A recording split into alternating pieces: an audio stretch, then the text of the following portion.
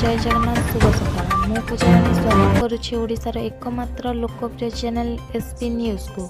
आज हूँ 2025 मसीहा अक्टोबर 7 तारिख। नजर पकांतु आज सकाळर किछि गुरुत्वपूर्ण खबर गुड़िक उपरे। प्रथम खबर, आसंता नवेम्बर 11 तारिख में नुआपड़ा विधानसभा उपनिर्वाचन अनुष्ठित हेब। एसहित आज नुआपड़ा आदर्श आचरण विधि लागू होइछि। राज्य मुख्य निर्वाचन अधिकारी आरएस गोपालन आज एक सांबादिक सम्मिलन ए संपर्क में सूचना देइछन्ति। से कहिछन्ति जे चलित मास 13 तारिख में नुआपड़ा विधानसभा उपनिर्वाचन पई गेजेट विज्ञप्ति प्रकाश पाइब। प्रार्थी माने 20 तारिख पर्यंत निजर नामांकन पत्र दाखल करिपारिबे। अक्टोबर 22 रे नामांकन पत्र जांच कराजिबो। प्रार्थीपत्र प्रत्याहार शेष तारिख हेउछि चलित मास 24 तारिख। नवेम्बर 11 रे भोट ग्रहण और 14 तारिख रे भोट गणित कराजिबो। 16 तारिख सुधा समग्र निर्वाचन प्रक्रिया शेष हेबो। नुआपड़ा निर्वाचन मंडल रे 358टी मतदान केन्द्र रहिछि। सबु मतदान केन्द्र रे वेबकास्टिंग व्यवस्था कराजिबो। बूथ भीतर को मतदाता माने निजर मोबाइल फोन नहीं पारिबे नहीं। नुआपड़ा निर्वाचन मंडल रे मोट 2,48,256 जन भोटर रहिछन्ति। सेथि मध्यरु 1.22 लाख पुरुष और 1.26 लाख महिलांक समेत 21 जन तृतीय लिंग और 4,000 भिन्नक्षम भोटर रहिछन्ति। 55 वर्षरु अधिक 2,007 जन भोटर रहिछन्ति। भिन्नक्षम और वयस्क भोटर को आगुआ 12टी फॉर्म बंटन कराजिबो। माने पोस्टाल बालाट माध्यम निजर मतदान करिपारिबे। उपनिर्वाचन रे व्यवहार पई पर्याप्त संख्यक ईवीएम और वीवीपैट व्यवस्था करा जायथिबा श्री गोपालन कहिसंती। सांबादिक सम्मेलन रे अतिरिक्त मुख्य निर्वाचन अधिकारी सुशांत कुमार मिश्र, अतिरिक्त शासन सचिव प्रमोद कुमार साहू, उपमुख्य निर्वाचन अधिकारी लक्ष्मी प्रसाद साहू प्रमुख उपस्थित थिले। परवर्ती खबर, दक्षिण इटालीर माटोरा सहर एक सड़क दुर्घटना 4 जन भारतीय नागरिकों मृत्यु होइछि। सोमवार दिन रोम स्थित भारतीय दूतावास घटना विषय सूचना देइछि। माटोरा सहर स्कांजानो जोनिको म्युनिसिपालिटी अंचल कारटी एक ट्रक सहित धक्का हेबा फल एही दुर्घटना घटिथिला। न्यूज एजेंसी रिपोर्ट अनुसार मनोज कुमार 34, सुरंजित सिंह 33, हरविंदर सिंह 31 एवं जसकरण सिंह 20 बोली चिन्हट करा जायछि। भारतीय दूतावास दक्षिण इटाली माटोरा एक सड़क दुर्घटना 4 जन भारतीय नागरिकों दुखद मृत्यु पाई गभीर समवेदना प्रकाश करुछि। भारतीय दूतावास सोशल मीडिया रे एक पोस्ट रे कहिछि, भारत दूतावास कहिछि विस्तृत सूचना पाइबा पाई आमे स्थानीय इटालीय कर्तृपक्षों सह जोगाजोग रे अछु। परवर्ती खबर, ओडिशा उपरे एबे सेमिति कौनसी पाणीपागर नियामक सक्रिय नाही।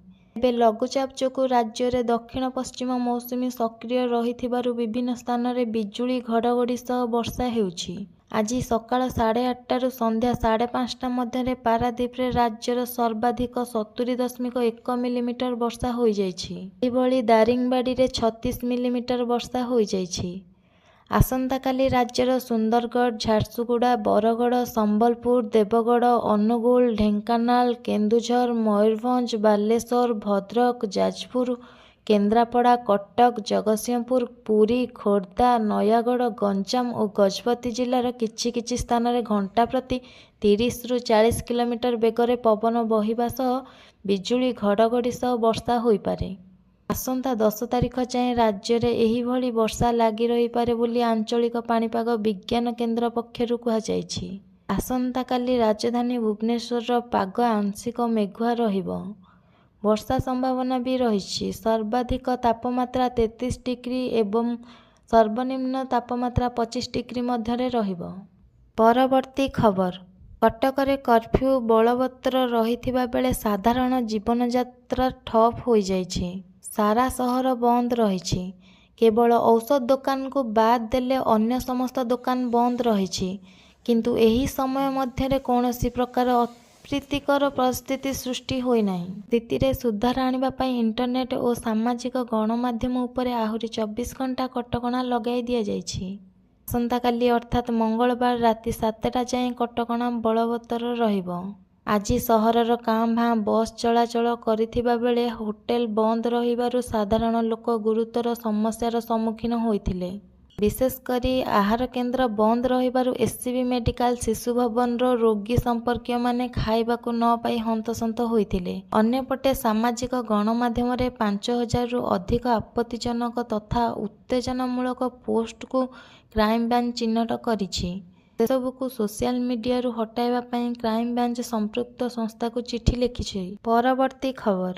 ତୁଷାରପାତ ଯୋଗୁଁ ମାଉଣ୍ଟ ଏଭରେଷ୍ଟର ତିବ୍ଦତୀୟ ଭାଗରେ ଫସି ରହିଛନ୍ତି ପ୍ରାୟ 1,000 ପର୍ବତ ଆରୋହୀ। ସେମାନଙ୍କୁ ଉଦ୍ଧାର କରିବା ପାଇଁ ଉଦ୍ଧାର କାର୍ଯ୍ୟ ଜାରି ରହିଛି। 4,900 ମିଟରରୁ ଅଧିକ ଉଚ୍ଚତାରେ ଅବସ୍ଥିତ ଏହି ଅଞ୍ଚଳରେ ତୁଷାରପାତ ରାସ୍ତା ଅବରୋଧ କରିଛି ଏବଂ ସେଗୁଡ଼ିକୁ ସଫା କରିବା ପାଇଁ ଶହ ଶହ ସ୍ଥାନୀୟ ଗ୍ରାମବାସୀ ଏବଂ ଉଦ୍ଧାର ଦଳକୁ ନିୟୋଜିତ କରାଯାଇଛି।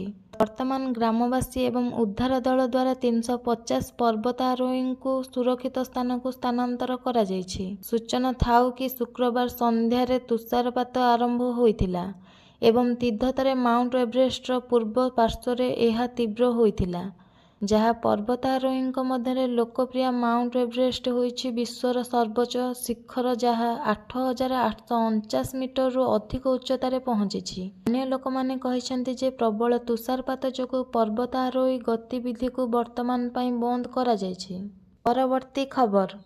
ବିଶ୍ୱ ପ୍ରସିଦ୍ଧ ପର୍ଯ୍ୟଟନ କ୍ଷେତ୍ର କୋଣାର୍କର ନିଉ ମାର୍କେଟ କମ୍ପ୍ଲେକ୍ସ ପରିସରରେ ମା ଲକ୍ଷ୍ମୀ ପୂଜା କମିଟି ଅନୁକୂଲ୍ୟରେ 5 ଦିବସୀୟ ଧନଦାତ୍ରୀ ମହାଲକ୍ଷ୍ମୀଙ୍କ ପୂଜା ଧାର୍ମିକ ରୀତିନୀତି ଓ ପରମ୍ପରା ଅନୁଯାୟୀ ଆରମ୍ଭ ହୋଇଛି। ଆଜି ଧରାବତରଣ କରିଛନ୍ତି ଧନଦାତ୍ରୀ ମା ମହାଲକ୍ଷ୍ମୀ। ଧରାପୃଷ୍ଠରେ ମା ଲକ୍ଷ୍ମୀ ଆଜିଠାରୁ 5 ଦିନ ପାଇବେ ପୂଜା। ସୋମବାର ସନ୍ଧ୍ୟାରେ କୋଣାର୍କ ମା ଲକ୍ଷ୍ମୀ ପୂଜା କମିଟି ସଭାପତି ସୁରେନ୍ଦ୍ର ସାହୁଙ୍କ ନେତୃତ୍ୱରେ ପବିତ୍ର ଅଶ୍ୱିନ ମାସ ଶୁକ୍ଲପକ୍ଷ ଚତୁର୍ଦ୍ଦଶୀ ତିଥି ଅବସରରେ କୋଣାର୍କ ନିଉ ମାର୍କେଟ କମ୍ପ୍ଲେକ୍ସ ପରିସରରେ ଧନଦାତ୍ରୀ ମହାଲକ୍ଷ୍ମୀଙ୍କ ପୂଜା ଧାର୍ମିକ ରୀତିନୀତି ଅନୁଯାୟୀ ଆରମ୍ଭ ହୋଇଛି। ଏହି ପରିପ୍ରେକ୍ଷୀରେ ମା ଲକ୍ଷ୍ମୀଙ୍କର ବିଗ୍ରହ ପ୍ରତିଷ୍ଠା କରାଯିବା ପରେ ପୂଜାର୍ଚ୍ଚନା କାର୍ଯ୍ୟ ଆରମ୍ଭ ହୋଇଛି। ପରେ ପରେ କମିଟିର କର୍ମକର୍ତ୍ତା ଓ ଶ୍ରଦ୍ଧାଳୁ ଭକ୍ତମାନେ ମାଙ୍କ ନିକଟରେ ପୁଷ୍ପାଞ୍ଜଳି ଅର୍ପଣ କରିଥିଲେ। ଏହି ପୂଜାରେ କର୍ତ୍ତା ରୂପେ ସୁଶାନ୍ତ କୁମାର ଚିନେରା ଓ କର୍ତ୍ତୀ ରୂପେ ଧର୍ମପତ୍ନୀ ମିନତୀ ସାହୁ ଦାୟିତ୍ୱ ନିର୍ବାହ କରିଛନ୍ତି।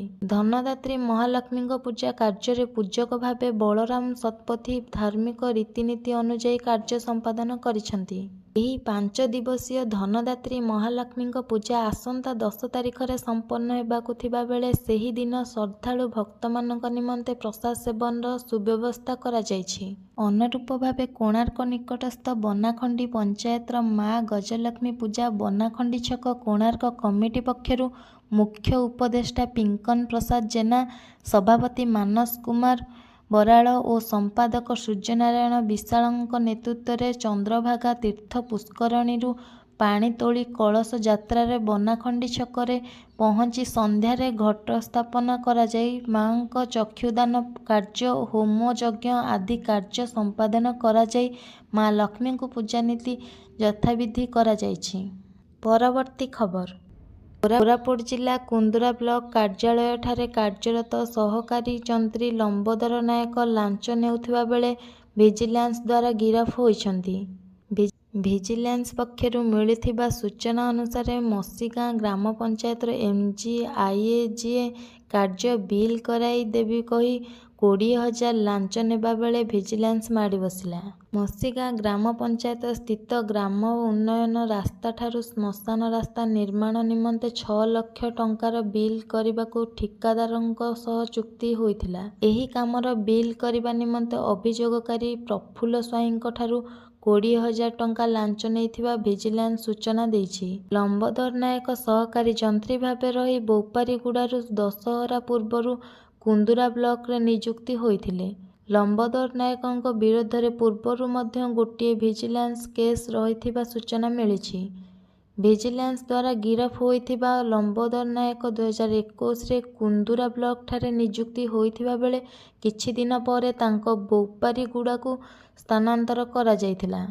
ଭିଜିଲାନ୍ସ SP ରବୀନ୍ଦ୍ର କୁମାର ପଣ୍ଡାଙ୍କ ନିର୍ଦ୍ଦେଶ କ୍ରମେ ଏହି ଗିରଫ ସମୟରେ ଜୟପୁର DSP ସଦାନନ୍ଦ ପାଣି, ଅଭୟ ପ୍ରଧାନ, ସୂର୍ଯ୍ୟକାନ୍ତି ଟାକ୍ରି, ଇନ୍ସପେକ୍ଟର ସୂର୍ଯ୍ୟପ୍ରକାଶ ନାୟକ, ସନ୍ତୋଷୀ ବାରିକ, ସଞ୍ଜୟ ପ୍ରଧାନ, ଅମିନ Gaurachandra Bag, forester Gagan Bihari Panda, Sujit Kumar Nayak, SI Dilip Kumar Bhuyan, SI Keshar Garalu ପ୍ରମୁଖ ରହିଥିଲେ। ପରବର୍ତ୍ତୀ ଖବର। ବ୍ରହ୍ମପୁର ସହରର ବ୍ରହ୍ମାନଗର ଅଞ୍ଚଳରେ ଭାଜପା ନେତା ତଥା ବରିଷ୍ଠ ଆଇନଜୀବୀ ପ୍ରୀତବାସ ପଣ୍ଡାଙ୍କୁ ଦୁର୍ବୃତ୍ତମାନେ ଗୁଳିମାଡ଼ କରିଛନ୍ତି। ଗୁରୁତର ଅବସ୍ଥାରେ ତାଙ୍କୁ ଏମ୍କେସିଜି ମେଡିକାଲରେ ଭର୍ତ୍ତି କରାଯାଇଥିଲା, କିନ୍ତୁ ଡାକ୍ତର ତାଙ୍କୁ ମୃତ ଘୋଷଣା କରିଛନ୍ତି। ଘଟଣାସ୍ଥଳରେ ଦୁଇ ଦୁର୍ବୃତ୍ତ ତାଙ୍କ ଘର ବାହାରେ ଗୁଳିମାଡ଼ କରି ଫେରାର ହୋଇଯାଇଥିବା ଜଣାପଡ଼ିଛି। ପରବର୍ତ୍ତୀ ଖବର। ଗଞ୍ଜାମ ଜିଲ୍ଲା କବିସୂର୍ଯ୍ୟନଗର ଥାନା ଅମ୍ବିଳାପଲ୍ଲୀ ଗାଁରେ ସୋମବାର ସାରେ ଅଗ୍ନିକାଣ୍ଡ ଘଟିଛି। ରୋଷେଇ କଲାବେଳେ ଗ୍ୟାସରେ ନିଆଁ ଲାଗି ଜଣେ ଗୁରୁତର ହୋଇଛନ୍ତି। ଆହତ ଜଣକ ହେଲେ ବିଚିତ୍ର ବେହେରା, 35 ବର୍ଷ। ପରିବାର ଲୋକେ ତାଙ୍କୁ ଉଦ୍ଧାର କରି ଚିକିତ୍ସା ପାଇଁ ହଞ୍ଜିଳିକାଟୁ ଉପଖଣ୍ଡ ଚିକିତ୍ସାଳୟରେ ଭର୍ତ୍ତି କରିଥିଲେ। ଅବସ୍ଥା ଗୁରୁତର ଥିବାରୁ ପ୍ରାଥମିକ ଚିକିତ୍ସା ପରେ ତାଙ୍କୁ ଅଧିକ ଚିକିତ୍ସା ପାଇଁ ବ୍ରହ୍ମପୁର ବଡ଼ ଡାକ୍ତରଖାନାକୁ ସ୍ଥାନାନ୍ତରିତ କରାଯାଇଛି। ଏହା ଥିଲା ଆଜି ସକାଳର କିଛି ଗୁରୁତ୍ୱପୂର୍ଣ୍ଣ ଖବର। ଏହିଭଳି ଖବରଗୁଡ଼ିକ ପାଇବା ପାଇଁ ହେଲେ ଆମର ଚ୍ୟାନେଲ ଏସ୍ପି ନ୍ୟୁଜକୁ ସବସ୍କ୍ରାଇବ୍ କରି ରଖନ୍ତୁ, ଯାହାଫଳରେ ଆପଣ ପ୍ରତ୍ୟେକ ଖବର ସହିତ ଯୋଡ଼ି ହୋଇ ରହିପାରିବେ। ନମସ୍କାର, ଜୟ ଜଗନ୍ନାଥ।